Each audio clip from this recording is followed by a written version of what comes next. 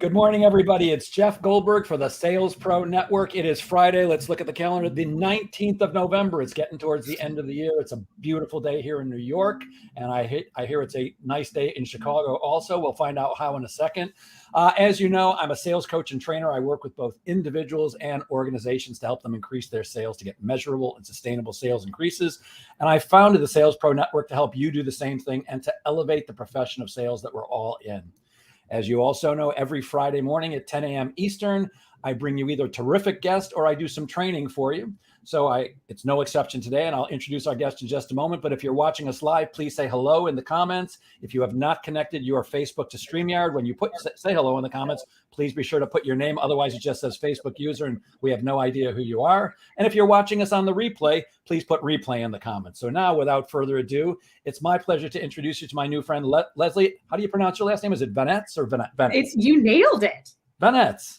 Yes, that never happens on the first try. So kudos to you. It's good to see you this morning. How's everything in Chicago?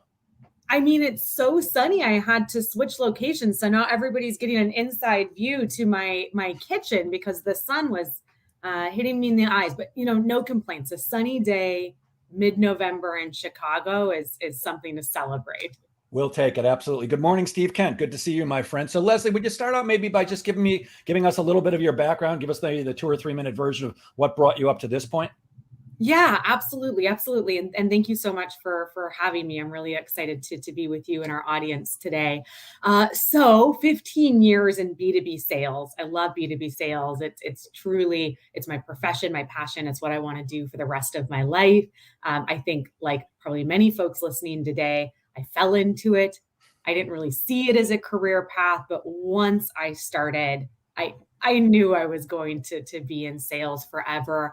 I've been really lucky to move industries, move products. So I've sold kind of a little bit of everything from business intelligence to working for an agency to SaaS and PaaS, tons of different sales cycles and price points and ICPs.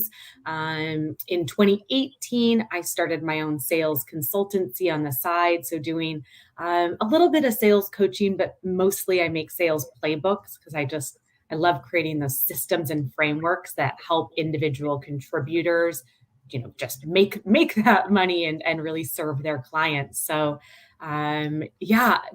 such a fan of anything that we can do to make sales more buyer-centric, make sales a more respected profession, attract new diverse voices into sales. Those are all my favorite things. Got it. Good morning, Carol Krugli. Good to see you today. Good morning, Ben Gibbs. Jonathan Otero, nice to see you. And he's already saying, go follow her on TikTok, which I was already going to tell people at Sales Tips Talk. We'll talk more about that later. What is it about B2B sales? I'm with you. Almost nobody goes into sales on purpose. We fall into it by accident. We stick around, at least most of us. What is it that's so attractive to you about B2B sales? A couple of things. I mean, if I'm being honest, the money is really attractive to me. I don't think folks realize how much earning potential there is in B2B sales. And we're really seeing an evolution where folks are grasping that you don't need a college degree to be successful in sales, that you don't need all of this hard skill training. You don't need 10 years of Salesforce experience to be an account executive. So I love the money, and I love the opportunity for sales to be a profession that can really bridge the generational wealth gap. So that's super attractive to me. Maybe more of a sort of heartfelt answer. I genuinely love helping people. And I just don't think I realized, Jeff, that that's what the core of sales was. And the more time I spend in sales, the more I realize that the most successful reps and the ones that have the longevity in the profession are those that keep helping their customer at the core of everything that they do. And it's fun. Like it's a profession that's obsessed with continuous improvement and curiosity and creativity. And it's a really fun profession. Yeah. And you get paid to have a chat. I mean, to me, that's what sales is all about. We get paid to have a chat, and some of the chats work out and some of them don't. But I'm with you 1,000,000% about the college thing. I had 2 years of college. Both of them were a waste of time. Then that was on me, not my college, of course. I just wasn't a good student. And I did fall into sales by accident. And 48 years later, I'm here too. And I think there's no shame in saying for the money. I mean, where else can a college dropout like me make a fairly substantial living and do what I love to do, just like you, which is to help people? I truly believe sales is about serving. It's about serving others. So I'm with you 1,000,000%. So I did some research on you, of course, as I always do. And you're talking about some sales activities that we should be prioritizing for the end of the year. Can you talk a little bit about that? Because we are 6 weeks away from the end of the year, amazingly. Oh my gosh. I mean, saying we're 6 weeks from the end of the year almost sounds like a threat at this point. There's so much to do before we close out Q4.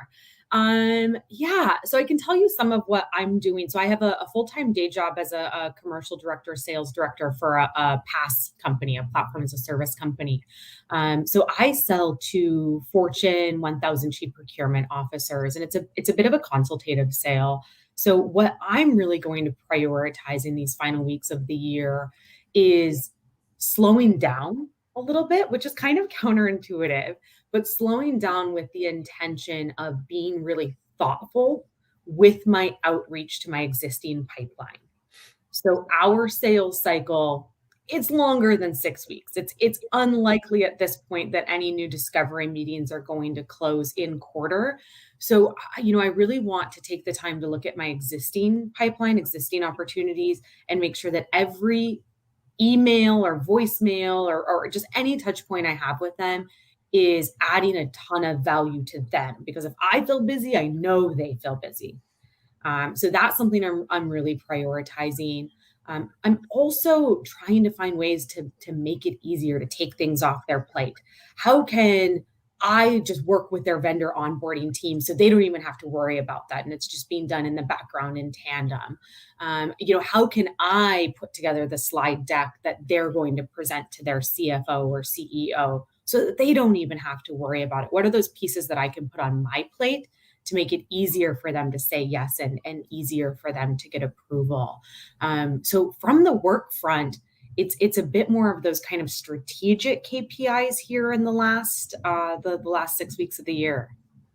Yeah. And you said something so important that I don't think most salespeople get. I find most salespeople are scrambling so hard to close business that they don't really look forward very much, which we should be doing. And I mean, you and I, we're both in Q1 right now. Anything we do right now, that's Q1. I'm not going to close. I mean, I can certainly close some business that's almost at the end of the cycle, but anything I start right now, we're talking January, February, maybe. So I'm with you 1,000,000%. You also said something about treating no with kindness, and I was intrigued by that. Can you explain a little bit? Yeah, absolutely. So I think you're probably referring to a LinkedIn post that I put up recently. And, Jeff, I'm happy you called that out because it's not just true for right now. It's true for every single day of the year. And I think there's two sides of the coin. One, like, treat yourself with kindness, because sales can be a kind of, tough profession sometimes when you're facing so much rejection and you're up against quotas and up against deadlines. So acknowledge that you can do everything right. Bless you. That you can do everything right and still end at a no. And it doesn't mean you didn't give it your best. It doesn't mean that you didn't put your best foot forward. So I think that's one point. And the other side is treat that client that said, or that prospect that said no to you, with kindness. Just because they said no today doesn't mean they will say no forever. And even if it is a no forever, they're just not a right fit. It's better to have them be not a right fit and to disqualify them. And maybe they'll be a referral, or maybe they'll move into a new role in a couple of years and it will be a right fit. So I think just giving yourself a little bit of grace is important, and making sure that you're kind of building that ecosystem of connections that's not only focused on people that can give you money today. Yeah. Having been doing this for so long, I've seen a huge evolution in sales. And I sold Encyclopedia Britannica door to door, and that was a hard sell. It was a one-call close. You either bought the books or you never did. So I certainly know how to push, but that kind of thing just doesn't work anymore. And I suggest that people have to treat no as your second favorite word. Yes is certainly my favorite, but no is, if yes is here, no is right there. Everything else is way down there. Think it over, take it to the committee, talk to my partner. All that sucks. But I love no. I don't love it as much as I love yes, but you got to learn to love no because it's part of the deal. Yeah.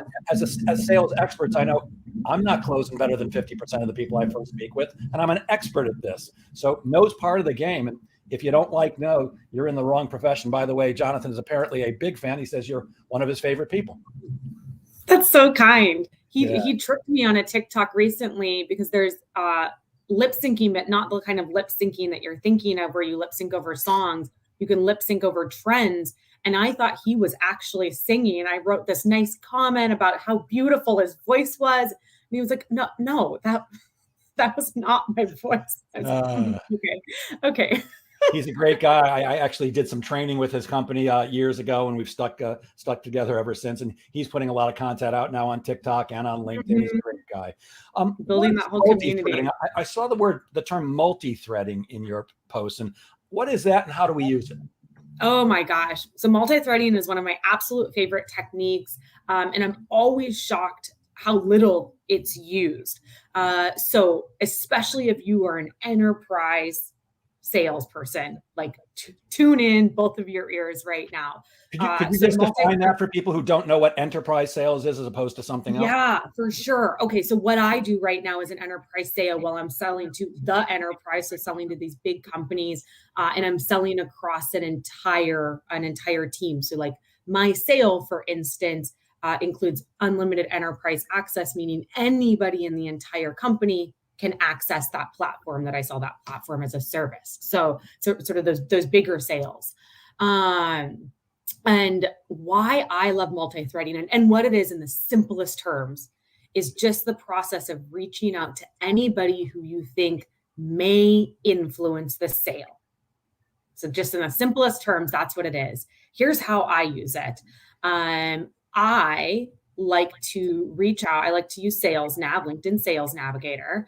And anytime I have an intro meeting that goes to the next step, which is where I open an opportunity, I'll then go into Sales Navigator, run a Boolean search for me, it's like procurement plus sourcing plus supply chain plus center of excellence, and then do a filter for VP level and above. And anybody that fits into that criteria, I send them a note that just says, I frequently share procurement and supply chain research and insights that I think you'll find valuable. It would be my pleasure to connect. That's it. I don't ask them for anything. I'm not trying to get a meeting with them. All I'm doing is making a deposit. And the goal, the hope, is that at the point where their boss says, hey, has anybody ever heard of this company? These influencers say, oh, yeah, some lady on LinkedIn just sent me a white paper and it was great. Or yeah, I just actually saw this post of a case study they did and it was really interesting. So it's this process of building brand awareness and credibility in the background without any real asks. You're just making those deposits. But the goal is that it's going to shorten the sales cycle, and it's going to help get us to that yes more often and more quickly. It's so funny, people who do what we do, we're pretty much saying the same things. We're just using different words. I call that groundswell selling. So you're trying to create a groundswell that gets up to the right person eventually if you can't reach that person. I'm curious about something. Do you normally go straight for the procurement officer in an organization? Yeah, only. They're always the decision maker. Really? So that's a great lesson because I say there are two, with the people that I work with, especially my coaching clients, I do two things. One is I'm working on skills and techniques and tools and tips and strategies. But the other one is the mind game of selling, because the mind game is 50% of it as far as I'm concerned. And, it's funny how often our own mindset gets in our own way. Because when you say procurement officer to me, the first thing I think is paper pusher. They're trying to get rid of me. They're hard to do business with. I don't want to deal with them. And in fact, I don't. I go straight to a VP of sales or a president or CEO, but I'm in a different cell, of course. My mindset would prevent me from going to the person that you want to go to. Of course, if I'm doing what you're selling, I probably figured that out fairly quickly. But when I was a headhunter, I avoided HR like the plague because I always want to go to whoever can actually sign a check. Interesting. Well, I can give folks a little peek behind the curtain because I know that often procurement is sort of looked at as the nemesis of sales. So it's been really interesting for the past 3.5 years to sell directly to procurement and to really have to partner with the entire procurement leadership team very closely. So two sort of things I can share peek behind the curtain quickly. One is that if you are negotiating big deals, and right now a big deal for most teams is anything 10K or above. So that's a kind of a bit of an adjustment in terms of what the sign-off threshold is. Leave a little something for procurement, because the way most of them are incentivized is their bonus comes from the cost savings they can prove. So don't give it all away. Leave at least 1%, a little something for procurement so they can show that cost savings as well. And the other thing I found really interesting when I started working with procurement is that procurement people are actually lovely. Like, they're lovely human beings. They have this incredible community. They're hugely supportive within their procurement community, but they have extremely outdated systems that their companies aren't investing to update. So they're trying to do the best they can to serve their customers, which are their internal business partners, with these super broken, outdated systems. So usually it's not procurement that's the bad guy. It's that they just don't have a system that can move any faster than like an 8-week contracting process. So those are kind of two little behind the curtain fun facts I've learned. Got it. So when you're dealing with procurement, you'll actually go in a little higher on the investment and let them talk you down so that they feel like they had a win and they can show something for their bonus. Yeah, I don't. I go in with like, here's your flat rate. This is the approved pricing. It's period. But in talking to them, I know that's a really important element when their business partners bring them deals. Got it. Okay. It so goes against everything I do personally. And by the way, I think it's a valid technique in a negotiation to, give a higher price than you're actually looking for to get talked down. I get that. It's just the way I personally, of course, I'll teach that to people, but the way I personally operate, and this is just me and my business, it's here's my price, period. I gave you the exact right price right from the get-go. No, I can't discount a penny. I won't. I'm not going to charge more, but it's just not the way I choose to play. But of course, if I was in your role, you got to do what you got to do. And of course, how do we serve them and how do we make them look good? That's exactly right. And I think it's okay to just ask, like, straight up. Be like, hey, person, you're selling to a VP of sale, a VP of finance, whoever it is, just to say, hey, does this need to go to procurement? And do we, as a partnership, need to leave like 1% in this that they can take out? So I think it can also be a way to build that trust and transparency with the person you're selling directly to, that you're figuring out how to help them best get it approved internally. Yeah, you used a word that I love, transparency. By any chance, do you know Todd Capone? He's from the Chicago area. Chicago. Yeah, I actually just read Transparency Sale finally, like maybe 9 months ago, and I absolutely loved it. Yeah, one of the best books I've read in the last 20 years on sales. I actually worked with Todd years ago at an organization, a sales training company, and I had no idea it was so deep and so smart. I mean, I think that book's brilliant. And I love the idea of being transparent, because now you're on a team instead of fighting with each other. Because I say in sales, we don't get to win a fight. If we're fighting with our prospect, we're in the wrong place. So you had a couple of other terms, and I did look a lot at your posts. What is bro culture, and why is that harmful? Bro culture.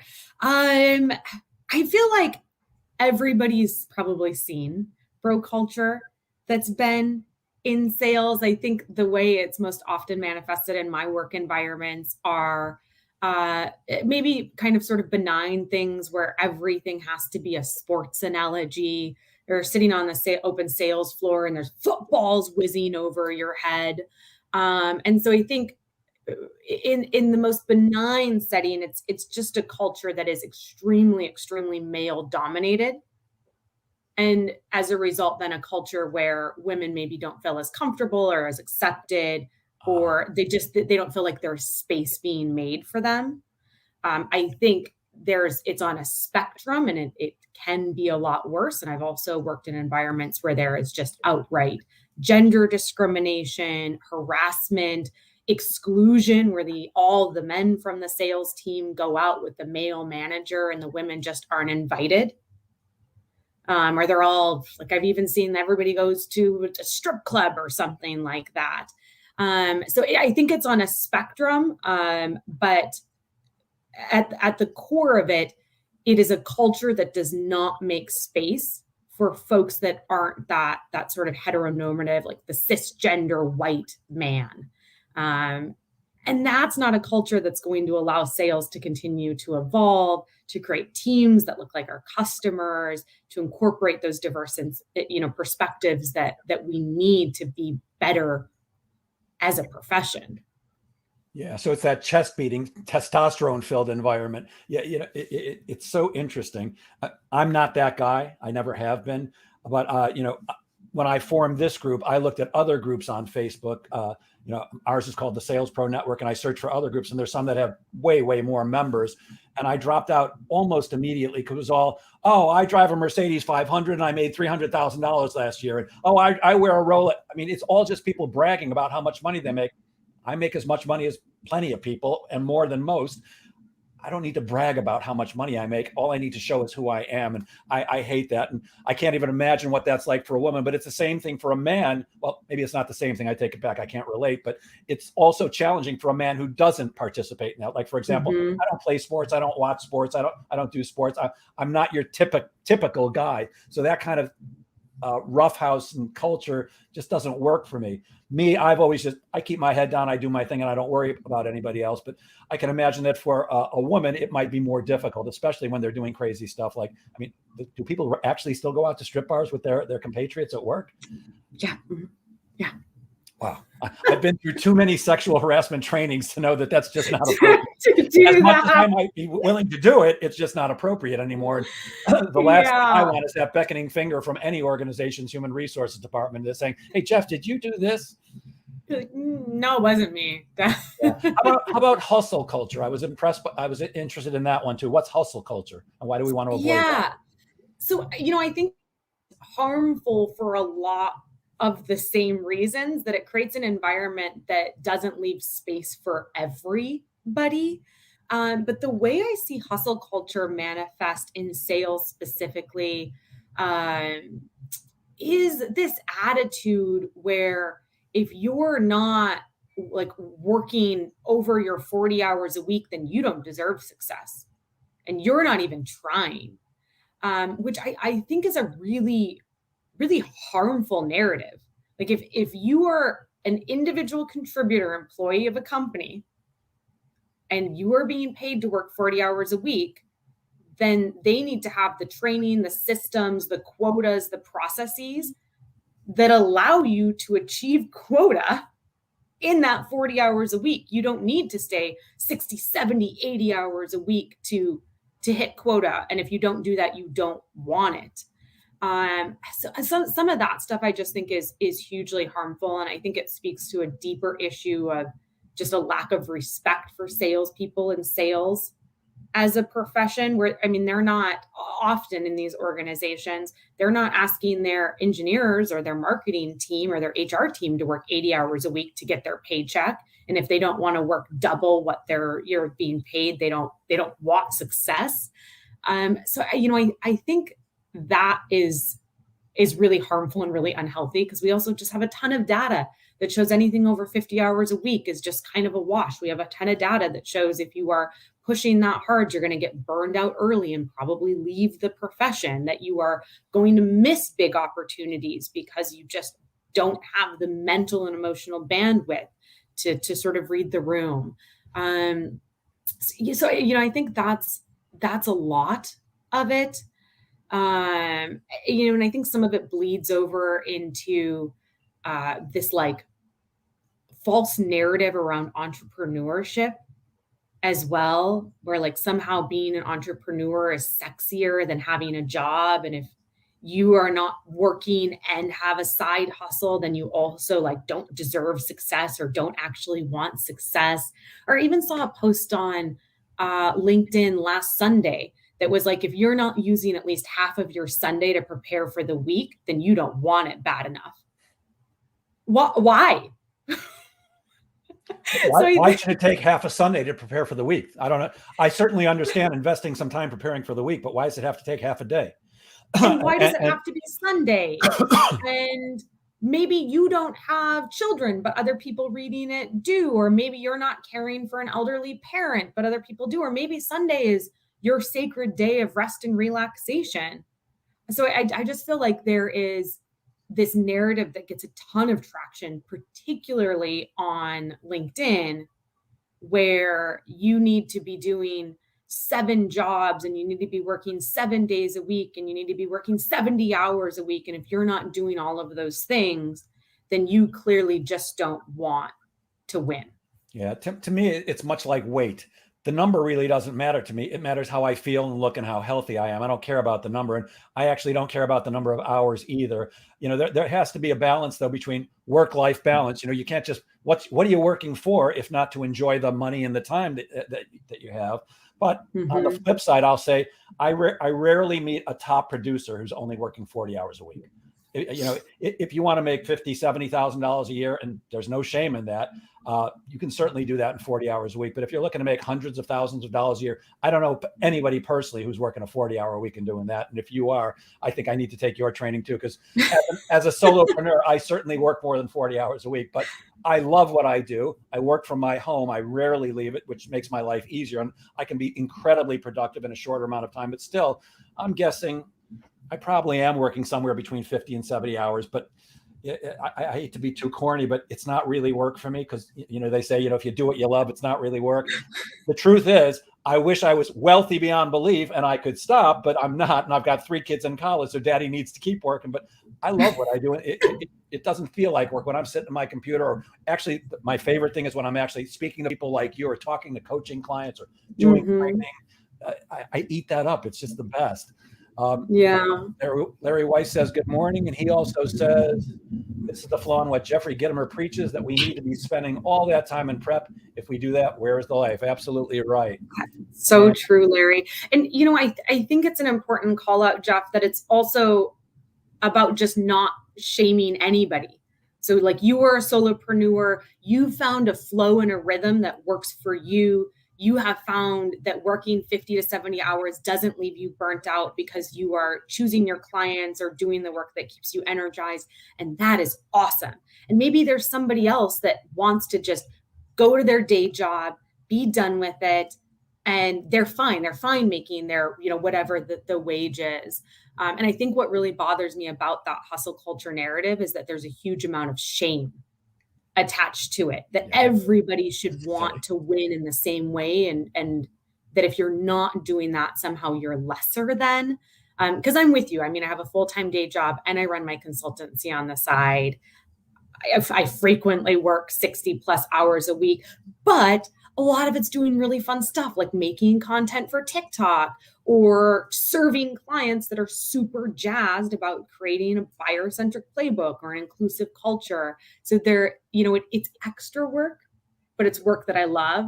And a lot of it's learning work. It is reading books and listening to podcasts and soaking up knowledge, which, I count as my work week. But it's stuff that I love to do and look forward to. Yep. And by the way, let me add in, I might not work a whole day straight through. In fact, I'll often, first of all, I'm ancient, so I'll take a nap at 3:00 because I fade badly about 2:30 or 3, unless if I'm in front of an audience, it never happens. But if I'm sitting here at my desk working on something, 3:00 just to fade for me, or I'll throw on a wetsuit and go for a swim, even though it's mid-November and the ocean's freezing now, but I'll go on, throw on a wetsuit, go for a swim, come back, take a shower. I'm good to go for another 3-4 hours. So it's all how you set it up and what you're willing to do. Look, there's a price to pay for everything.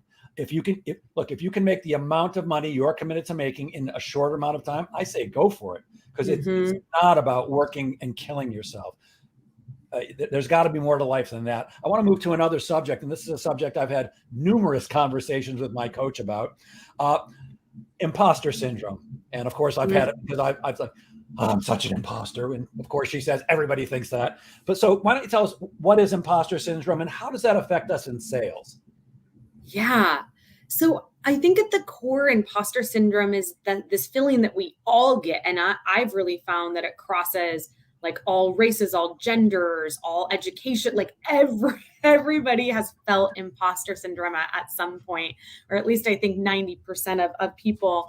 And it's this feeling of not deserving what you have, this feeling of maybe being given a raise and thinking, like, have I earned this? Even though if you look back, you can clearly see that you've earned this, but there are those moments of self-doubt. And it's interesting actually, this last week I did a 7-day meditation series on self-confidence on my calm.com app. I love it. Not sponsored by them. I just love it so much. And one of the threads that they really pulled out is that the most important step to get to self-confidence is to have self-compassion. And I just really loved that comment of telling yourself, like, they see the value in you and you trust them. So why do you not trust that they've made the right choice in promoting you or giving you this project or giving you this award? So I thought that was really powerful. And I think for me, the best way to overcome imposter syndrome is a couple things. One is to make sure that you're celebrating even the small victories, because it's in sales, right? Like, a lot of us have long sales cycles. And I mean, it can get a little arduous where you're like, okay, well, I've been working on this for 6 months and I have another 6 months to go. And if this doesn't close, there's no way I'm going to ever make my target. And it can get a little overwhelming. And you start thinking, am I doing this right? Am I good enough to close this? So make sure you're celebrating those little victories along the way to the big victory. That one I find to be really powerful. And I also just like to go back and read nice things that people have said about me. No, and it works. And you're like, no, okay. I'm with you 1,000,000%. For me, it's often, I can't believe those people just listened to me for a whole day, or listen to me. I gave a speech for about 25 minutes yesterday to a team that was all over the world. And I hung up and, I disconnected from Microsoft Teams. And I'm like, I can't believe these guys just paid attention to me for 25 minutes. And the company paid me a bunch of money to do that. But then I remember, wait a minute, I've got metrics to prove that what I say and do causes an increase in sales. I know how long it takes. I know the percentage that they're going to get. And then I remember, okay, you're not just an idiot. That's just your brain talking to you. And sometimes you might do stupid things, but you're not stupid and you actually have something to add. But that imposter syndrome does hold us back from being as fully expressed sometimes as we can be, and from reaching our full potential. So I'm with you. There's something else I can't wait to ask you about. You have a book coming out soon called The Shit People Say. What's that about? Oh my word.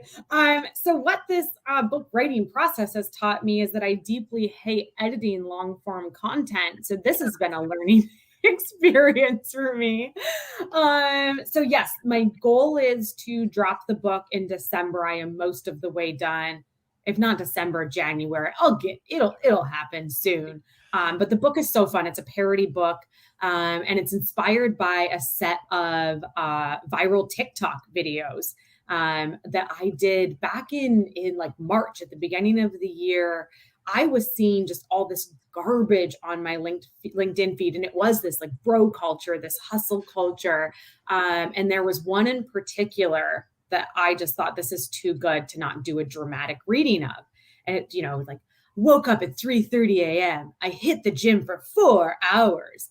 And and it's in earnest too. Like it's not. Oh no, these guys are be funny. This guy earnestly posted this just ridiculous thing. But what really bothered me is how celebrated it was. It had like 1,000 likes on LinkedIn, which is crazy engagement. So I felt like I should take it upon myself to start doing dramatic readings and, sort of making fun of these people and making sure that folks knew that this wasn't it. And that they weren't the only one reading this thinking, what? And it was so popular that people just started sending me tons of other posts from their network. So now I have this huge collection of LinkedIn posts that I'm making into a book called The Shit People Say. And it's meant to be fun, and it's meant to be playful and give you a laugh, but certainly a collection of some of the most cringeworthy posts I've seen on LinkedIn this past year. Well, I hope that when it comes out, you'll come back and share some of the thoughts from it with us. I'd love to hear that. By the way, going back a little bit, Larry said, I often put in 60 plus hours. Larry owns his own business, but my business is stimulating and fun. Those 60 hours fly by. The downside is I also want to sit on my boat and play with my grandson. The balance is elusive. I just want to be closer friends with Larry. I'm already friends, but I didn't know he has a boat, so I think I have to work on that friendship. And good morning, Joe Pontius. Thank you for joining us today. I know you like listening to podcasts. Are there any particular sales podcasts that you recommend? Oh my gosh. I listen to so many podcasts. I love so many podcasts. I'll probably start with Andy Paul, the Sales Enablement podcast. I don't know if you've ever listened to that one. I love it. I love his interviewing style. Josh Braun and the Sales DNA podcast. I think that's an interesting one. Often tends to be a bit more like action oriented, so it can be good for ICs. Colin Mitchell has a great podcast. Oh my gosh, there's so many good ones. My podcast just went live with a guy called Chris Badglio, who does Rocket Growth Agency. That was a really fun conversation. Oh my God, this is a real setup question because I've been on so many incredible podcasts and there's no way I can remember all of them. Ooh, Jason Bay has a really good one. Love Jason Bay. He runs a company called Blissful Prospecting. So his tend to be really focused on the prospecting activities. Yes. There's just, by the way, he's brilliant at it. Yeah, he's great. There's just so many. And there's some other, I think, really interesting groups that aren't just strictly podcasts, but are people that are doing cool sales gatherings, like Scott Leese and Amy Volas do the Thursday nights, TNS, Thursday night sales. Alexi Munwar and Gabrielle Blackwell, they do a great women in sales thing. It's still sort of happening on Clubhouse. So there's a lot of great content out there. And what I always encourage folks to do is find diverse voices to listen to. So you're not only listening to the people that look and think like you, so that you can find new ways to sell and new ideas to incorporate sort of into your, sales toolbox. Cool. You travel a lot. You love travel. And I know you've traveled to at least 32 countries. Has all that travel taught you anything about selling? And if so, what? Ooh, has it taught me anything about selling? Gosh, Jeff, that's a question that nobody has ever asked me before. Well, it certainly taught me about life. It's certainly made me more empathetic. And I have to imagine that that's translated into being a better salesperson. I mean, I think at the simplest manifestation is that when you find prospects that also love to travel, it's just an immediate bond. So, I mean, that's kind of fun. I actually just onboarded a new client for SalesTeamBuilder yesterday, and we only had 30 minutes booked. We went 75 minutes, and 45 minutes we just talked about travel. But yeah, I think being exposed to new cultures, particularly because I've had a chance to spend a lot of time in developing countries, and just the gratitude that you come home with when you're like, oh, I can just turn on my faucet and just drink water out of the faucet. Like, what a concept. So yeah, I mean, I think it builds those muscles of gratitude and empathy. And those are a lot of the same soft skills that I see the best salespeople bring to the table. Yeah, I love the faucet thing because I've done a lot of traveling for business, not as much as I'd like for pleasure, but a lot for business. And every time I get home, it's like, oh, I so love my bed and I love my refrigerator and I love my toilet. And, personally, hotels, I've never been to a hotel with a good pillow. So it's like, it's heaven to be home, but you do learn a lot when you travel. You mentioned the playbook. So, what is Unleash Your Potential, a B2B sales playbook? What's that all about? Yeah. So the reason I started TikTok was certainly to inspire people, but also to just not gatekeep some of the best sales techniques and tips. But I know that not everybody's on TikTok, or they, don't have the bandwidth to watch every video I make.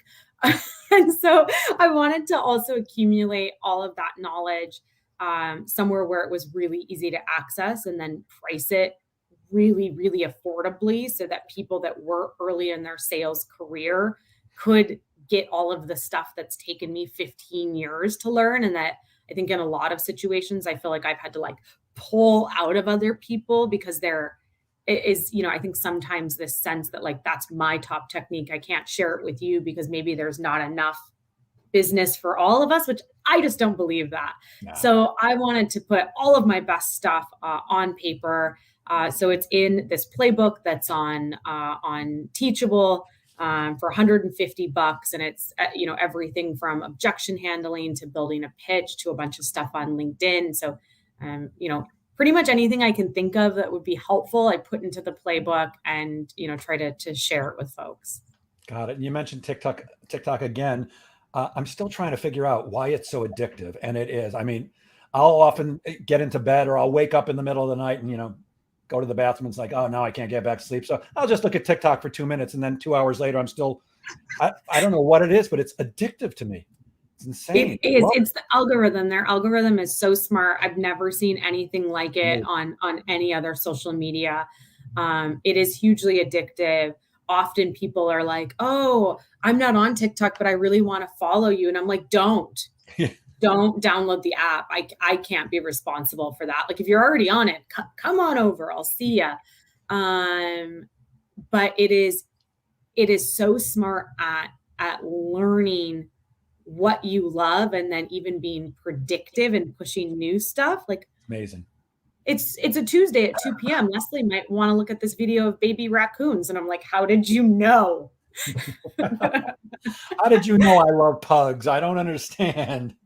It's great, but it's been really great for building the sales talk community, because really when I started, and just last week was my 1-year anniversary since I launched my channel, which was a pretty crazy and wild milestone to have like 26,000 followers in a year. Like who knew? But the algorithm has been hugely helpful in finding people who didn't join the app to find B2B business content, because that's still a really growing part of the community, that sales talk group. But it's helped us find our people. And now there are a lot of great voices on TikTok, and it's growing. So if anybody here is thinking about starting a sales TikTok channel, do it. I'll help you. Like, come join us. Jonathan says it teaches sales folks to get right to the point, because you've got 15 or 60 seconds or just a few minutes to get to it, which most salespeople are horrible at. We all tend to talk too much. We're already running out of time, and I've got like 75 more questions. Let's get to some of the stuff that'll really help salespeople. Prospecting, I think, is the bane of almost every salesperson's existence. It's a necessary evil. Any recommendations about what's working best today? Yes. So what's working best for me, but again, I am in a C-suite enterprise sale, so I'm not saying this is going to work for everybody. But what has been working well for me are nurture campaigns that are built to share information, share valuable insights, much with the same philosophy that I was talking about, the multi-threading, right? We want to build the brand awareness and build the credibility without asking them for anything. And you nurture them up to what is potentially that trigger point. So I've been building a lot out around fiscal year ends. So we're doing the nurtures and the deposits, and then hopefully when it is time for them to start thinking about external partnerships and start thinking about budgets, procurement leaders is on their radar. So when the sales dev team reaches out, they're more likely to take a call. And when they take the call, they're more likely to know sort of the purpose of it and show up interested. So that has been going well. We don't have a super robust tech stack at my current company, but I have been doing some ABM, which is account-based marketing campaigns, but I do a lot of it manually, which people that have emails. Yeah, I do phone, email, and LinkedIn I use all three channels. And I did one in 2019 when people were still in the office where I did a handwritten note as well. So when people are back in the office, I'd like to get that like direct, very, very personal touch point in there. So people are doing super cool stuff with ABM campaigns. And if you look at like a company like Postal.io, and they are doing direct mail pieces in there, people are doing super cool stuff. I'm not doing as cool of stuff, which I think is important to show that you can still run these personalized campaigns without huge financial resources or tech stacks. But it's about making sure that every touch point is either like a valuable personalized touch point, or it's hugely relevant based on their persona, their sector. And again, it has that nurture focus where I'm making those deposits and earning the right to their inbox before I ask for the right to their calendar. And then hopefully we'll ultimately earn their business. Not super helpful in Q4 because those are kind of slow burn techniques. But that's what I'm putting into place to make sure I have a successful 2022. Yeah, I personally love the thought of using direct mail simply because almost nobody does anymore. It's like a handwritten thank you note. Nobody sends those anymore. When you do that, you stand out immediately. And I know there's at least one person listening right now who's going to be very interested in your answer to this, and it's in the same vein. So a lot of people are working remotely, especially if you're calling on large organizations like you are and like the gentleman who I have in mind is. It's very hard to find people because they're not in the office. How do you get through to somebody who you call the office, you can't find the headquarters anymore, it's closed? How do you find the right person? By the way, I know this person happens to have access to Sales Navigator and Seamless AI.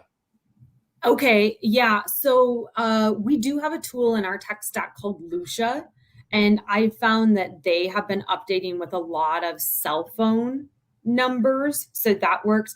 Okay, so a few things I'm going to do. Wait, before you go on, do you have any hesitancy in calling somebody on their cell phone? Absolutely not. Their company pays for it. It's their company business phone. I'm with you.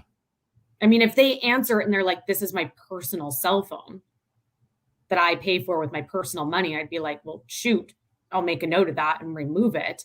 But no, it's their. But now that I've got you on the line. Yeah, but well, I have you. Visa, MasterCard, or Amex. Yeah, no hesitation. It's their company phone paid for by their company. It is a work line. That's an evolution of just where we're at with business right now. So a couple of things that are working. I find dialing up or dialing down in the organization still works really well. So like calling their boss and asking for them and then being confused and being like, oh, well, I need to speak to this person. How do I get in touch with them?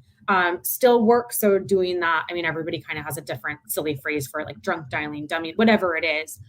It does still work.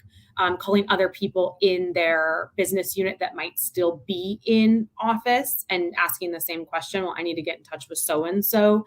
So some of those prospecting techniques that have always worked, they still work, and we still need to be doing them.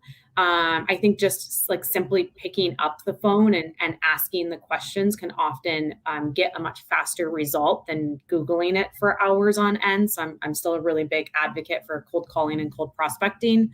LinkedIn is an excellent tool. Most people do it wrong. And when I say most people, I mean, I probably get like 30 to 40 pieces of cold outreach on LinkedIn a week, and maybe 1 to 2 people get it right. So there's a lot of room for you to come in and do LinkedIn properly, which means don't connect in spam, don't send a message that's all about you, don't send a long message. It needs to be like 3 or 4 sentences focused on your prospect, relevant, personalized, valuable. Do engage with their content, do post your own content so that they're building a brand. And I think what I'm seeing a lot of the best sales reps do is they're starting to like kind of venture into demand gen a bit on their own social profiles and through their own posts and their own persona, they're creating an inbound funnel. Like I just last night got a lead from Amazon reaching out to me, asking me if I can take my valuable time to speak with them. And that's That's a great feel. That's a great feeling. So don't give up on the old techniques. They still work. Obviously rely on your tech stack, call mobiles if you have them. Do not be afraid about that. But surely do use those social channels in the right way to build that inbound funnel. Yeah, the quickest way you can lose my attention is by connecting with me and then saying, by the way, can we have a conversation about how I help coaches like you get 10,000 leads in an hour with no investment? Yes, if you could really do that, we can have a conversation, except Right. how about buying me a drink first? Let me 500 times your revenue in 12 days. Yeah, with no investment. It's always with no investment. I love that. You did an improv competition recently. Why'd you do that? How did it go? Well, it didn't go well. I was the first person eliminated, Jeff. Ouch. Yeah, it did. It did not feel good. I did not like it. What made you want to do that? Pardon? What made you want to do that? So I like to push myself outside of my comfort zone. I think it's important. I am somebody that like deeply prepares for everything. Oof. Improv. So this was way outside of my comfort zone. And the group that does it, their whole shtick is like that RevOps philosophy, like alignment across all commercial touch points, which it's something I really love. Like I really want the future of sales to be marketing and sales and customer success to all be super aligned and have the same goal and same messaging in all their interactions with the customer. So I was like, okay, I am supportive of your intentions. And I want to always say yes to things that feel uncomfortable. So I'm going to show up and do this. But I guess I just took it a little bit too literally when they were like, do not prepare at all, like show up completely green, because everybody else showed up very prepared. Well, how do you prepare for improv? I mean, it's improv by nature. It wasn't, I guess. They all knew that you had to have a pitch that didn't go over 3 minutes. They all had sat on other ones and so knew what good looked like based on past ones. And they all had kind of mapped out their pitch. I didn't. I like really just winged it. I did not nail it. I was the first person cut. I don't think I'd do it again. It turns out improv's not for me. But I think it's always important to like say yes, try new things. What if I would have showed up and it would have been my new calling? Yep, absolutely. So I misunderstood. I thought you were actually doing like stand-up, improv or comedy improv. This was a sales improv. No, there is no amount of anxiety medication I could take that would get me on like a comedy improv stage. Absolutely not. Yeah, it was a sales. I had to improv what it would be like to do a story. I don't even remember now, but something from the viewpoint of a marketing person instead of being in sales shoes. Now I get it. Okay. So if you like preparation, then I would urge you to try stand-up. I started doing it about 3 months ago. I've always used humor in my training.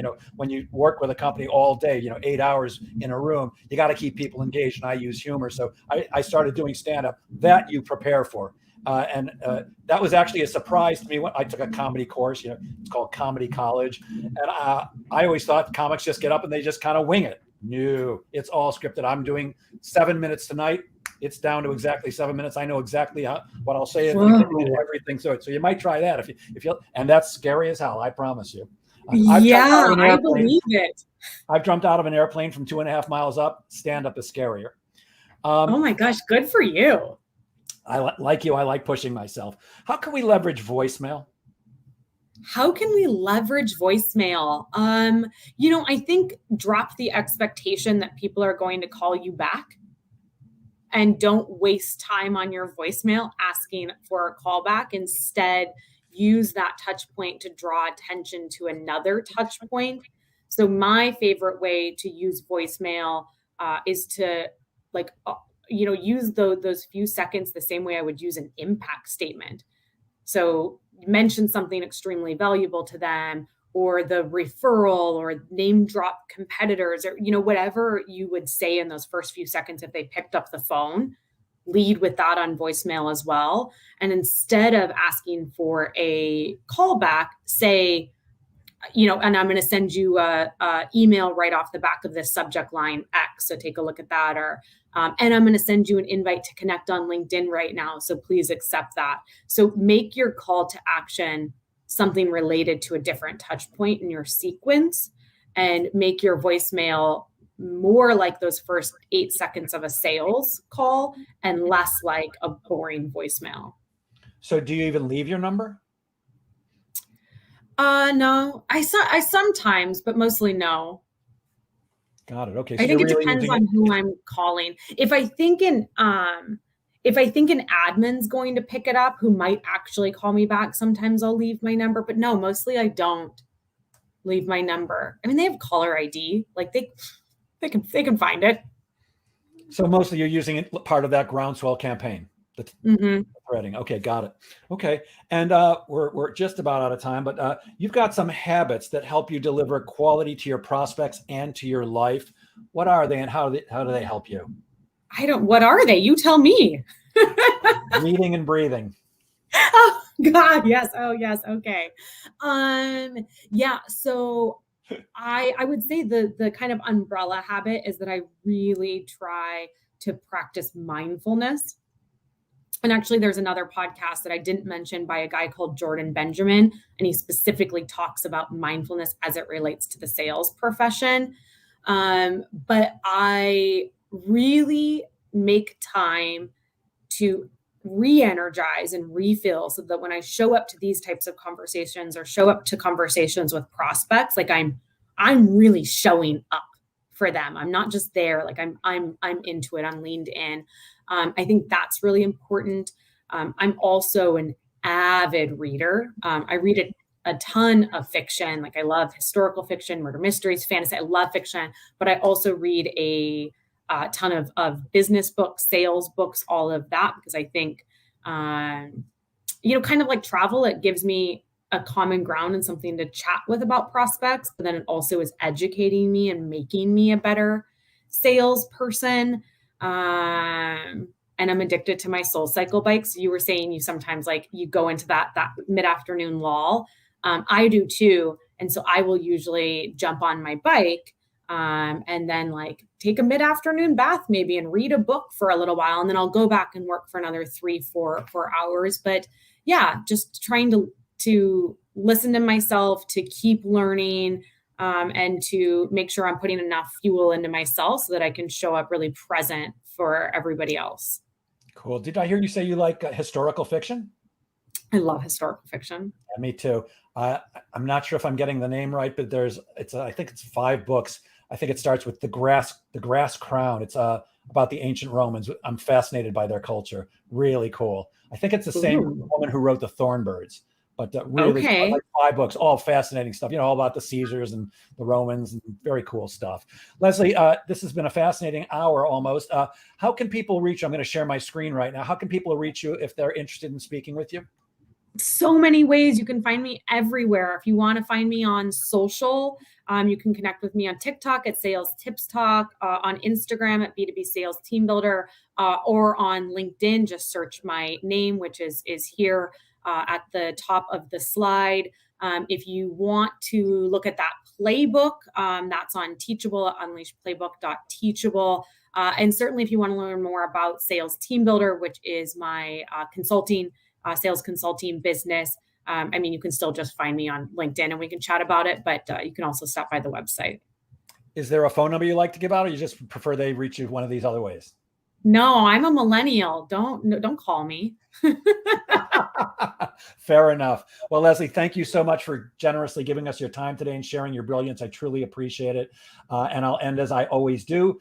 Guys, please remember, sales is a game of making things happen. So get out there and make sales happen. And please have a wonderful Thanksgiving. We won't do a program next week. I'm actually going to take Friday off, but please enjoy it. If you're going to be with your family, please have a lovely time. Thank you, Leslie. Thanks, everybody. See you in 2 weeks.